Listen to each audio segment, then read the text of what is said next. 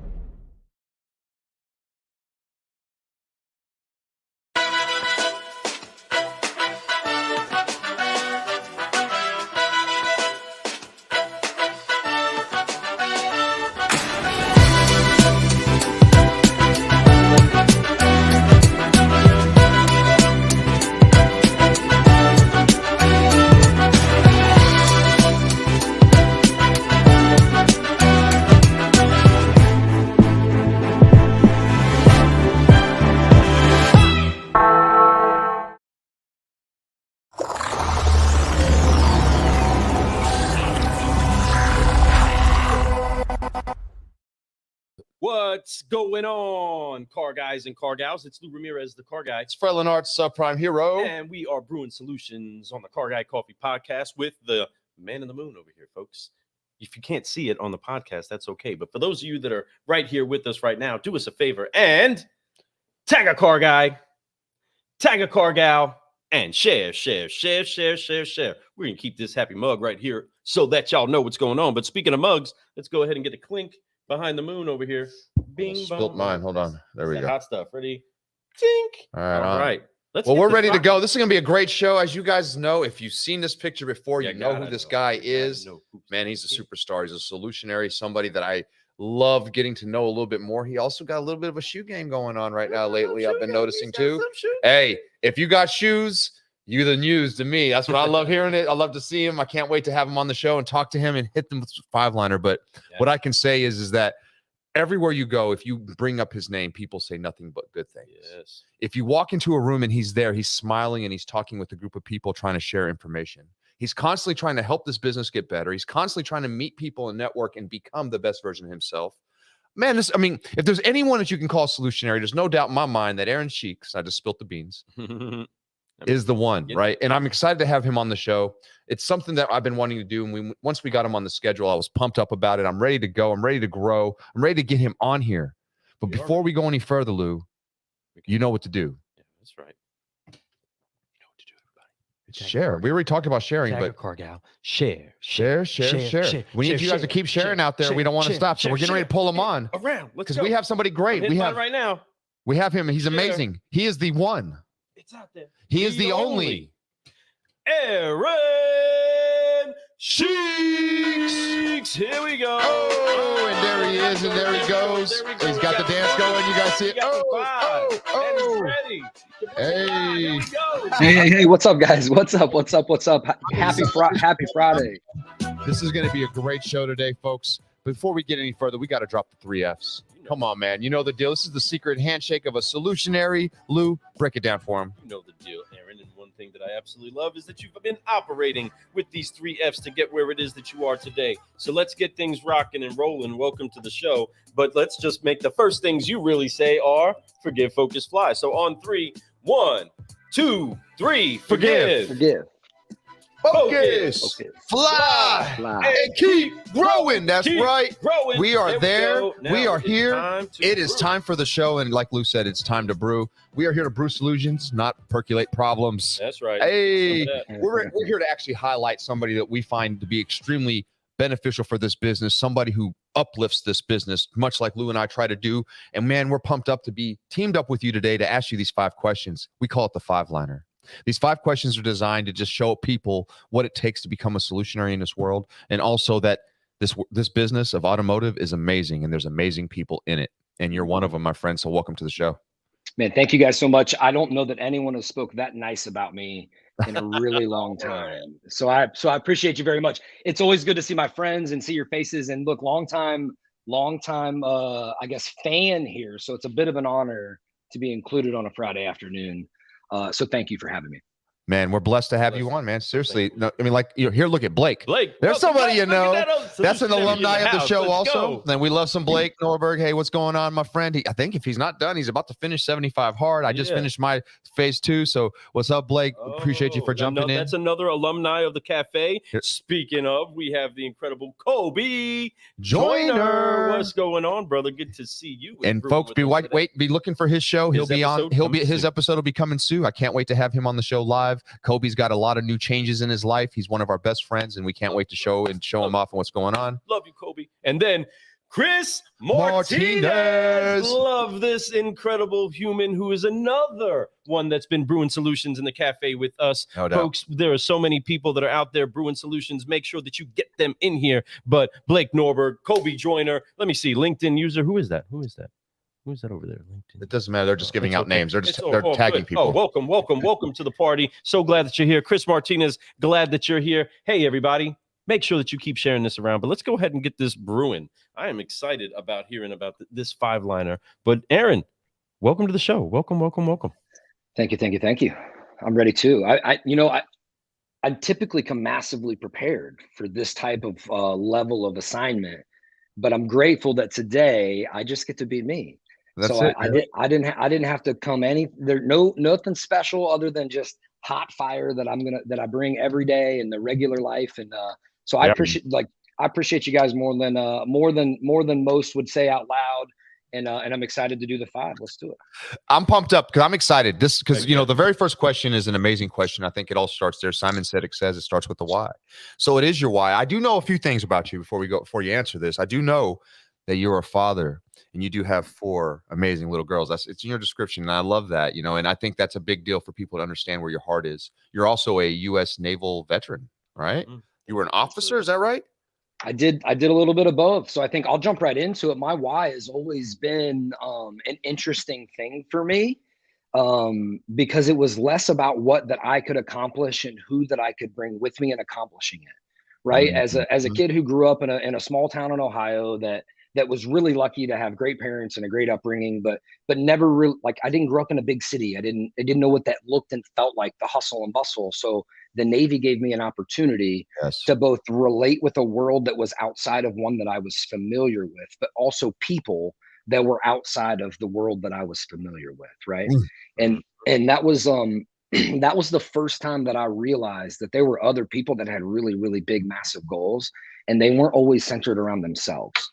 And that leadership in itself was a goal and a why. And I said, if I can figure out how to do this Navy thing and figure out how to make an impact in people's lives that are around me, not only will I keep myself safe and I'll be good at my job and I'll perform at the highest level I can, but I'll also going to be able to mentor and bring people with me to make an impact on their life, which then makes my impact bigger.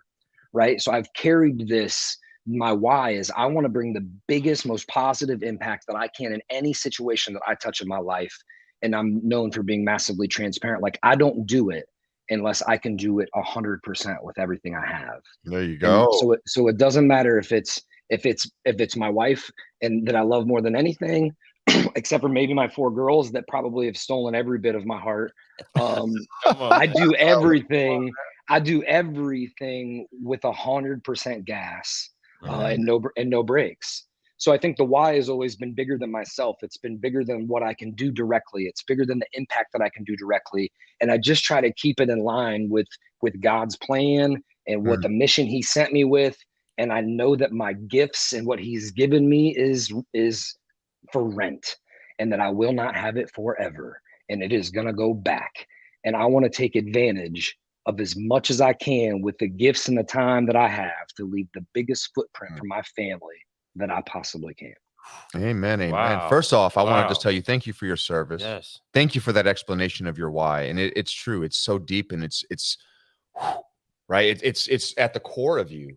You know, I love your transparency. I love who you are. I love that you said God here. People, don't be scared. Talk about that kind of stuff. Be open about your beliefs. Be open about who you are. Because guess what? Today's world is, once again, that word transparency. People want to know you. They want to know what you're about.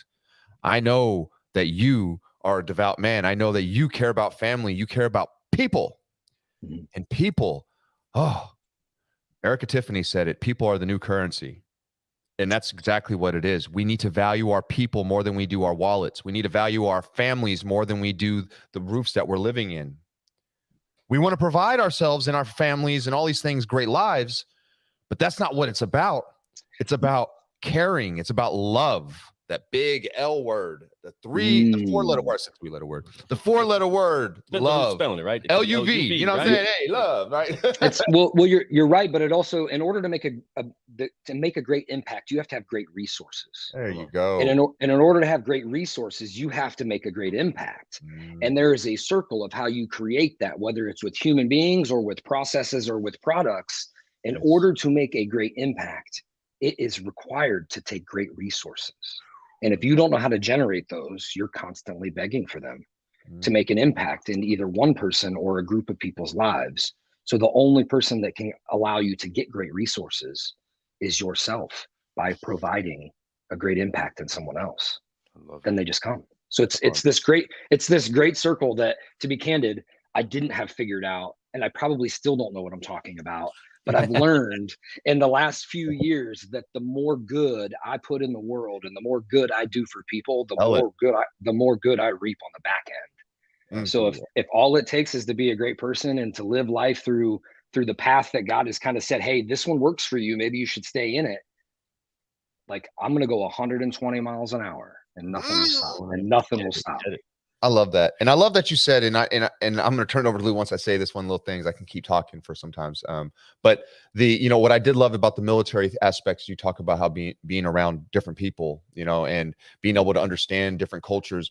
It's true. I'm a military brat. Lou's a veteran. I'm a veteran. Appreciate your service. And we appreciate all you veterans out there. Thank you all so much for what you do and what you've done. Standing up for y'all. That's right. Love y'all. Love y'all. Right. So, that being said, man, much appreciated, but there's something special about that military family where you get to learn about people who are from a different part of the country, also different parts of the world. A lot of people join the United States military that are from different countries. And it's pretty unique how you see that. They use that to get their citizenships into the United States. And man, great people, great work ethic, but you get to learn about their culture. There's so much mixed in it. I mean, even in just one town in the United States, there's some culture. In the military, there's a lot of it. And people from all walks of life, whether you're from somebody who didn't have anything as a kid to people who have everything as a kid, they all come in. We all learn to work together as one, so I think that's great. Huge. The understanding of faith and knowing that that's a cornerstone of what it is that you operate in. Again, I believe that your gift will make room for you. And if you stay diligent in making sure that you're constantly looking for what's good. And in that, of course, folks, especially on this show, you're going to constantly hear us allude that the ultimate source of goodness is the good creator, or the good daddy, our father. But inside of that, knowing that each and every one of us have an important piece to play in our own role. Right. We have been giving a responsibility, and in this responsibility, we have to be good stewards of what it is that we have. Your daughters have a great relationship with you. I'm sure your wife and you have this great relationship, not because you fell into it. It was by accident. It was intention, right? It was you being faithful with what it was that you have and being honorable towards it. So watching what you say, how you speak, how you operate, right? And sometimes dying to yourself. The word says no greater love than a man has than if he lays his life down for a friend. When we put our lives in front of, for our children, for our colleagues, for our business, it starts to open up opportunities for others to be grafted into our lives. And with that, there's many things that end up happening. that shuffle this deck to coming here into the car business and making our way into automotive. So as we remember, he's a lamp unto our feet. So step by step, we may not know how the whole road goes, but each step we're trusting him. What was it that brought you step by step to the automotive industry? Absolutely 1000% chance, luck, divine intervention, whatever you want to call it. Right. I was a Navy guy. I was active duty. I started as an enlisted guy, worked my way up, right? Did some really cool stuff, outperformed, did my part. They sent me back to school, right? So, hey, Aaron, go back to school. We're going to teach you to be a pilot. So I got to go play college in my late 20s. During then, I sing and play guitar, right? So I'm like, man, what else am I going to do? Let's take this thing. Let's go sit on a bar stool. Let's start interacting with humans. Like, I'm not afraid to be behind a microphone. So I start playing gigs 4 nights a week, 5 nights a week for 10 years. I played music just every week, every night and I start meeting and connecting. And I didn't know that I was a good salesperson until I learned that I was selling myself this entire time. I was selling myself.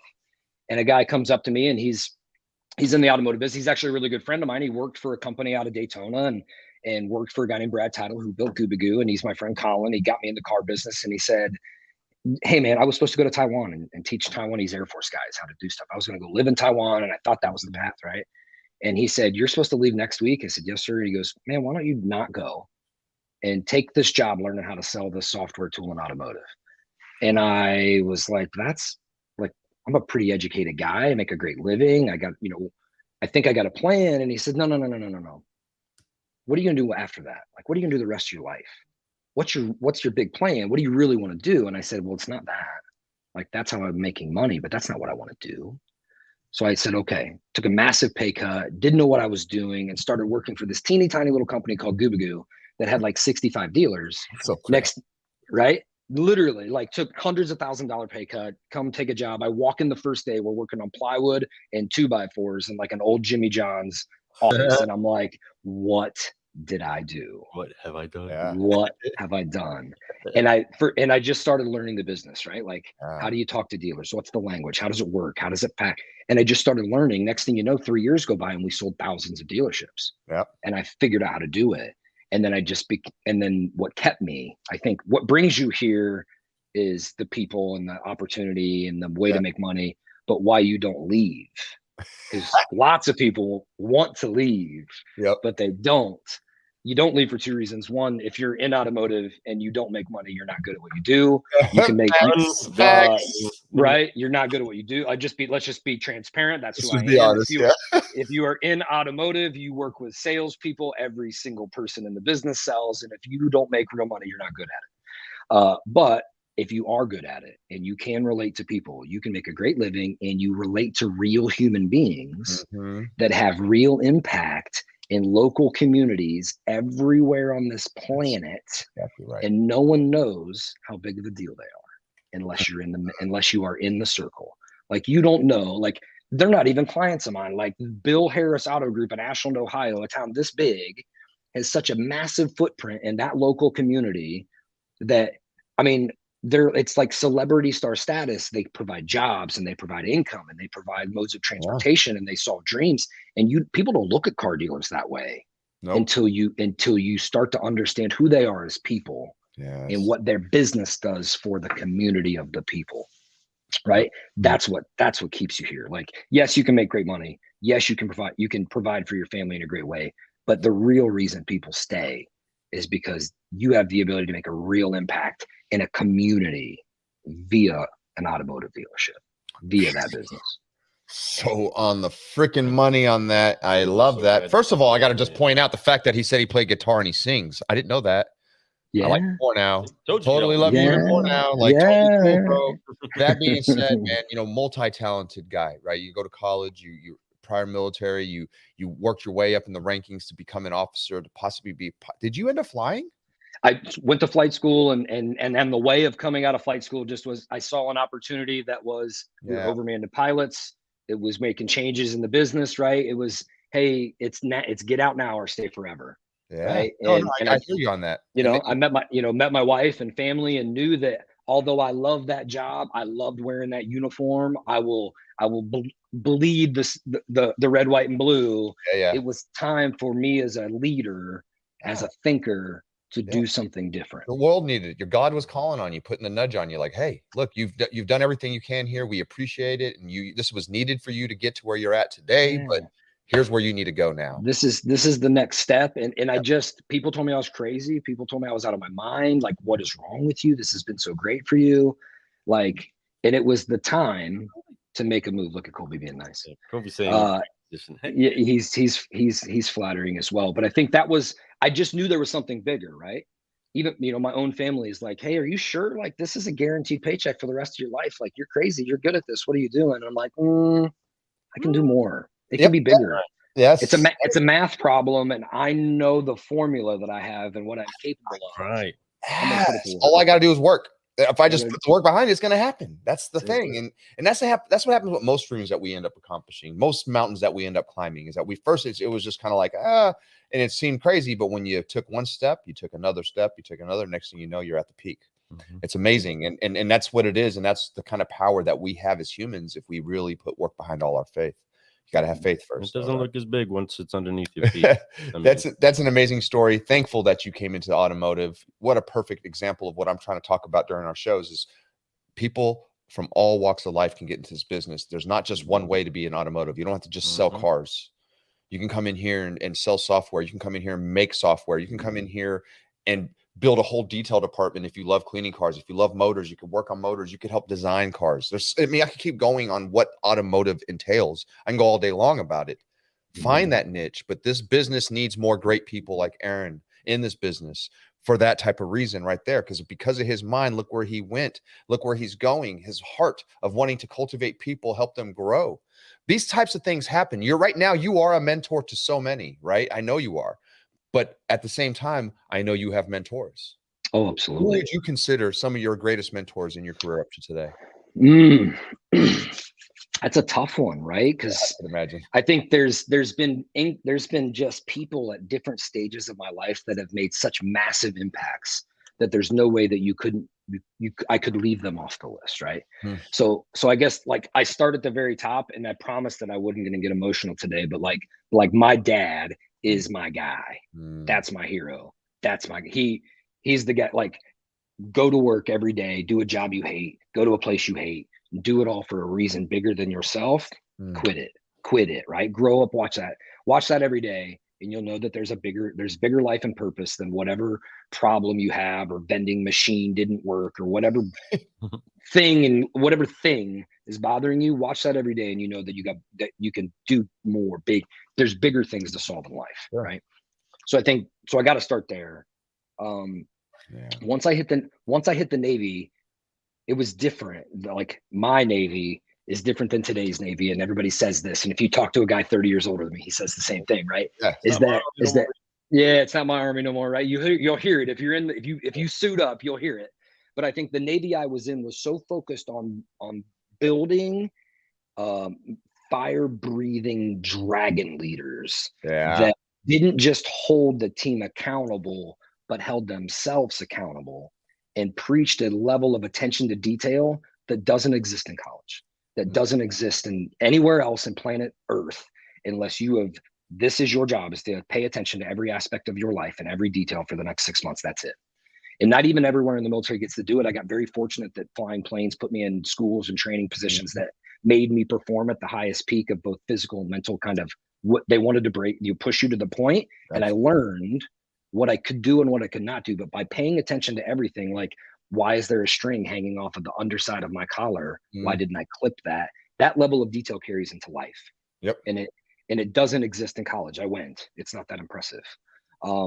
Like, that level of training doesn't exist. So I think leaders in the Navy started as an organization, started as people that I don't even know their names to this day, but I know that them being with me, guiding me through the 8-mile beach runs and all of those things, made a difference in the person that I am.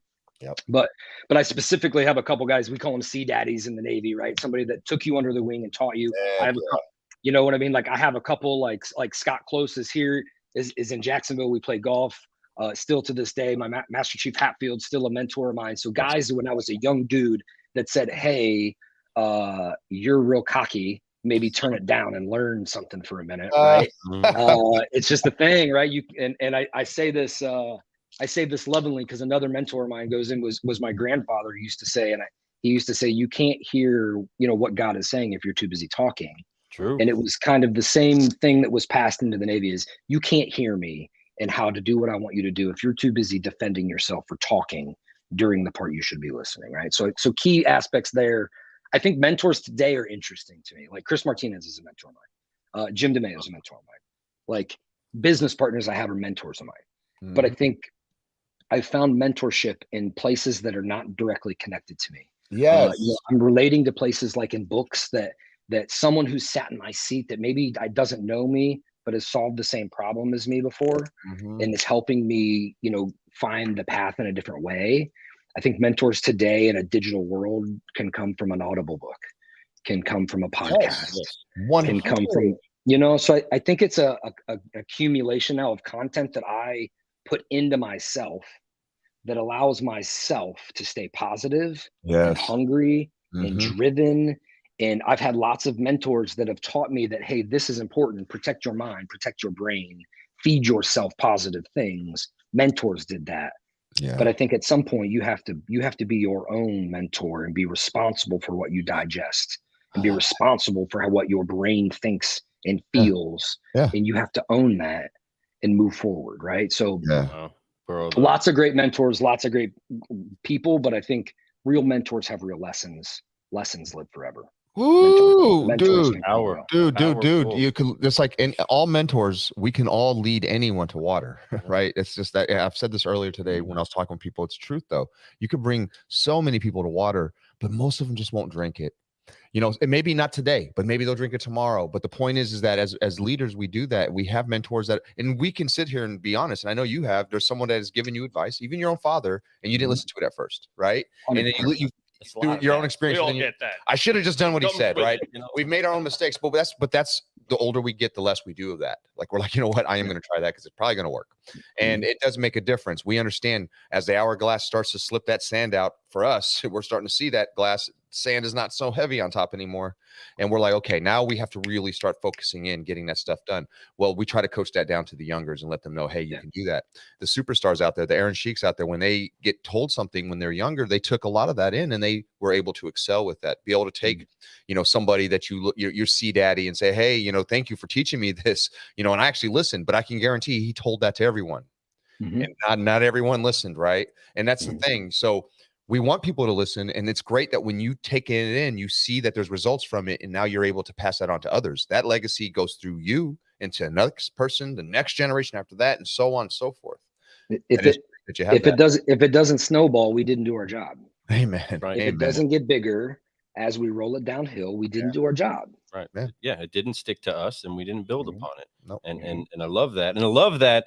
And I'm going to, from now on, I'm going to commit to when answering that exact question of what mentors mentored you, you basically also engulfed in the U.S. Navy. So in our case, the U.S. Army was an incredible mentor to me. The U.S. Air Force was an incredible mentor to Fred. It gave us, because it was beyond just that one person teaching it there. This is the way this organization runs. So whichever drill sergeant or drill instructor or team leader or squad leader that's running this has a mission that they have to convey to you and a way to help provide the motivation and know-how to accomplish the task.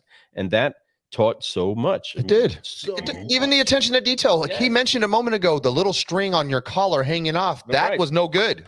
Yep. When you're in the military, before you left, you checked all of it. Your stuff was fresh. You were in uniform with everyone else. Everything was, we still my Air Force, though, right? Even though I was Air Force, granted I was Air Force, but my Air Force, we polished boots. My Air Force, we used to, make sure that our uniforms were ironed and pressed out like perfect every single day we came to work.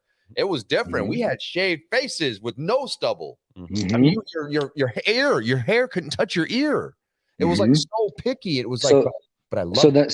So then take this. So you hit it exactly. And I talk about this all the time. That's who you are. That's the fiber of how you function every single day life, right? Because if you don't function at that level, you let yourself down. Amen. Right?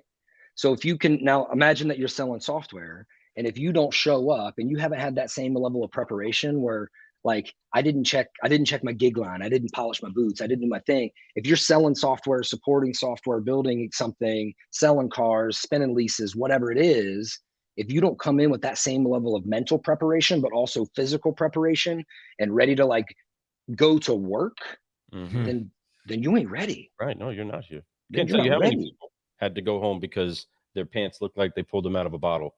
You know what I mean? Seriously, you're gonna go talk to a customer today? What are you wearing? You know what I mean? Do you have an iron? Let's get that. It's so important. It's so Please at least walk important. by an iron Yes, before you come to walk work. by it. That's what we always say. Did you Turn at the least walk? shower on hot. Something, man. Put your Like clothes in there. Yeah. Something. Well, I mean, even think about this. Like in my world, people will rocket off 100 emails, right? Or we'll make 100 phone calls to car Yeah. dealers. Well, if I'm sending out 100 emails, but that thing isn't buttoned up, it's got a typo, it's got a whatever in it, I called it by the wrong name. If you're not paying attention to those details, you look silly, and you know that the bar should be higher for yourself. Man. So why wouldn't you take the extra 10 seconds? Yeah. Why wouldn't you hold yourself accountable to that level, right? You have to. I love you said that. It's 10 seconds, folks. A lot of situations that we could just be better at is just literally seconds extra work. Literally, that's it. More attention to detail. And that's one of the things I remember basic training. ATD. That's all they did was ATD. Exactly. ATD. You had to make sure you attention to detail in every little thing. We had technical orders that we had to open up to even show us how to make a bed, even had like it told you how to do everything. And they wanted to make sure you understood, and there was clarity, and there was definitely transparency of what your details were and how you did it. It wasn't, hey, fold your clothes. It was, this is how you fold your clothes, and this is how you put it away. Right. And I love that. And that's the thing. And I love that. And mentorship will teach you that, but it also encourages that. We have to take things seriously. Like when you deal with your customers, they want a professional. Whether you're a vendor and you're dealing with a dealer, they want a professional. If you're a salesperson at a dealership and you're working with a client looking at a vehicle, they want somebody that knows what they're doing, that pays attention to the details and asks questions and knows what they really and truly want. Mentorship is great, but that leads all the way up to like things that we can really work on and get better. Mentorship teaches us that. And I'm sure you've had lessons along the way, right, Lou? Yeah. I mean, inside of that, your mentors were there to help add the good, but also to help cut away some of the bad. But just like you said, right, and we're making sure that it's clear that we're responsible for what it is that we take in. We're also responsible for what it is that we take out of a situation. So although we may have brought something in, and if it was maybe inferior to the best, maybe we could leave it there and we can pick up the better and walk away with it. And there are many of those opportunities that come up in life where, man, we don't have the best example. We don't have a standard operating procedure to read, right? And we don't necessarily know what to do. We run into the slugs in the gut, the times that we miss our best.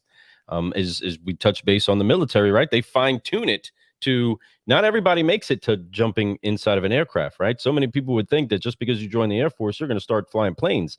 You know what I mean? That's not everybody does that. And not everybody that wants to do it does that, right? There is a refining that has to take place. Inside of that, the defining that comes in the refining is often with some of the hardest challenges that we ever run into. So Aaron, for you in your faith walk, in your career walk, in your dance inside of the automotive industry, what has been one of the hardest lessons you've had to learn? I knew this is coming, right? So you would think I would have an answer prepared for this, because I just said how you should pay attention to detail. And it doesn't matter how many times that I've tried to think of how I want to answer this question to you, I change it in my mind before it comes out of my mouth. And I think the single hardest lesson, I'm gonna start with one. The hardest lesson is to learn is that no one is responsible for your happiness other than you.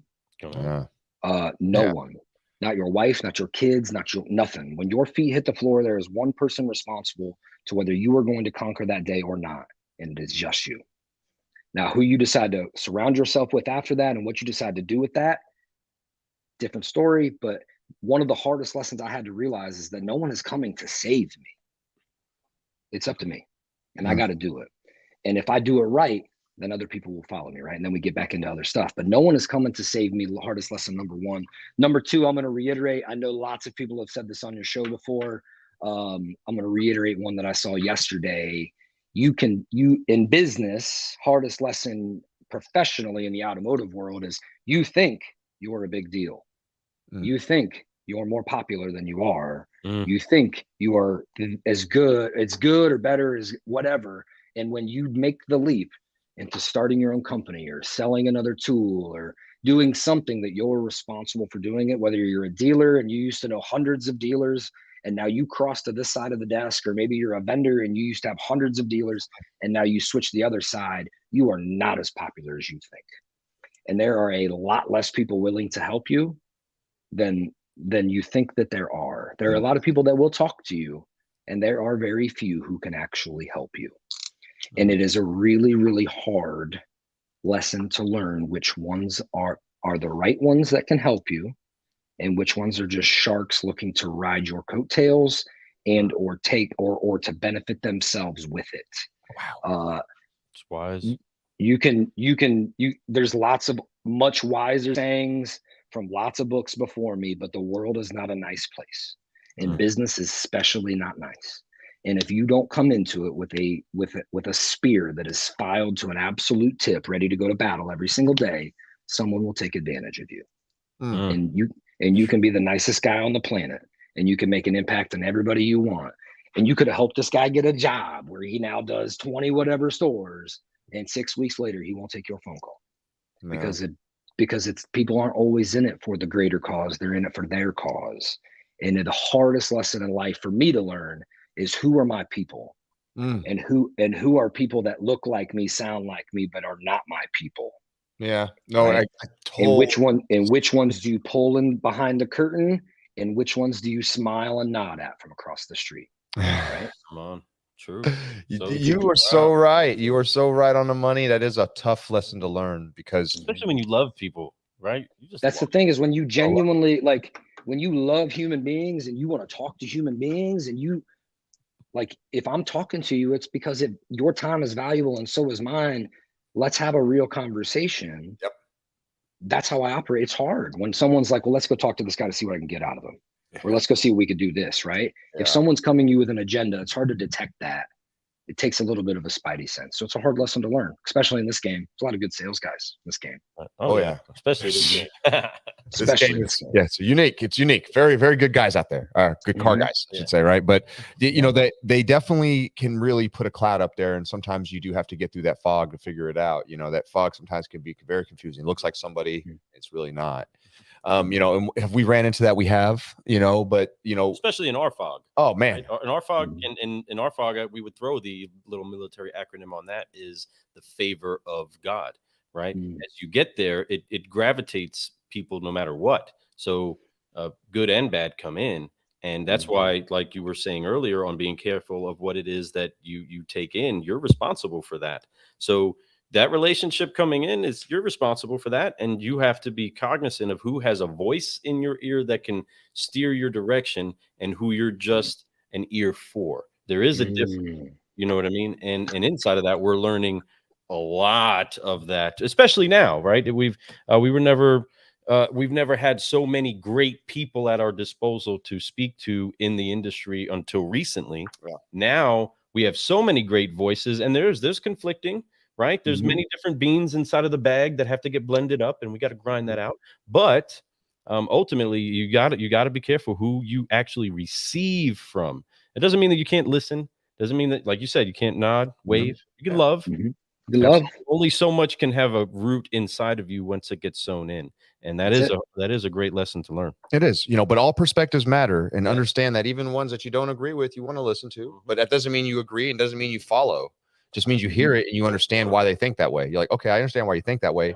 It actually helps you become a better closer, a better businessman, a better father, a better leader, because when you hear perspectives and then you hear examples of it, now you're able to understand it the next time it comes up. So take advantage of those moments, but don't let people take advantage of you during those moments. And I think that's the biggest lesson here, is don't let people take advantage of you.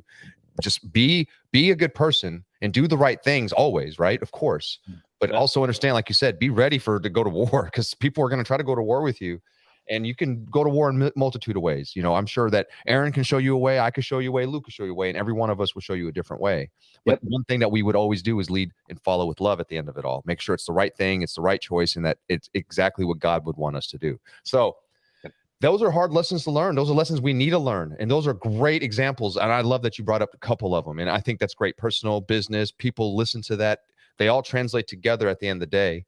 You know, but as we grow, as we move, and as we have these lessons, as we talk about our whys, as we talk about the things that are impactful, our mentors and why we got in this business, right? We also have rewards. We also have great things that have happened to us. We have people that have impacted us. I know inside you, you know, you've done so many amazing things. You know, when you look at it from like a resume feature, and you're looking at yours, your resume is beautiful, right? And it's amazing. And inside that resume, you have beautiful stories that you can give examples of what happened during that time, where you learned, where you failed, but also because you failed is why you are where you're at today. You learned from that, and you kept growing, and you kept growing, and you kept growing. Up to today, what has been the greatest reward for all this work, all this encouragement, all this trying, and all these failures and retries? What has been the greatest reward? Man, you know, I don't think I'm even close to what the greatest reward is. I agree. I'm not even there yet. I don't even know what it feels like yet, but I know when it comes, I'm going to know it. But I can tell you that every single day for me, like, I love my life. That to me is rewarding. I don't wake up angry or hungover or disappointed or wondering what. Yeah. I wake up in the morning and I'm like, I love my life. I know what I'm doing. I know where I'm going. I know who it's going to be with. I have created the life that I want to live. And I have brought everyone with me who has either wanted a seat at my table and proved that they should be with me, or that wanted to come with, right? So I think the reward for me is knowing that, like, some of my closest friends, like, are in the business, like, are my partners in the company, that I've found people that are my people, but I've also been able to say, hey, I'm going to do this thing and I'm going to work harder than anyone in the room. And everybody gets to reap the benefits of that, because they all are the hardest people working in the room in their own way. And, you know, we're all rowing in the same direction, to steal a boat reference from my buddy Josh. If everybody's rowing in the same way, then everybody's getting the same reward. It just feels different when every single day it's that way. And I'll share it because it happened right before this call. A business partner of mine shares a picture that I posted on Facebook, right? Like, we had a huge meeting this morning and we crushed it, because that's what we do. We're prepared and we crush things. And I was just fired up, feet hit the floor, up early, ready to attack the day. And he says, like, man, I had a hard day. Look at this Aaronism, which my wife would probably add to the list, right? Just lots of Aaronism. Way of humbling us, don't they? Humbling immediately right back down, right?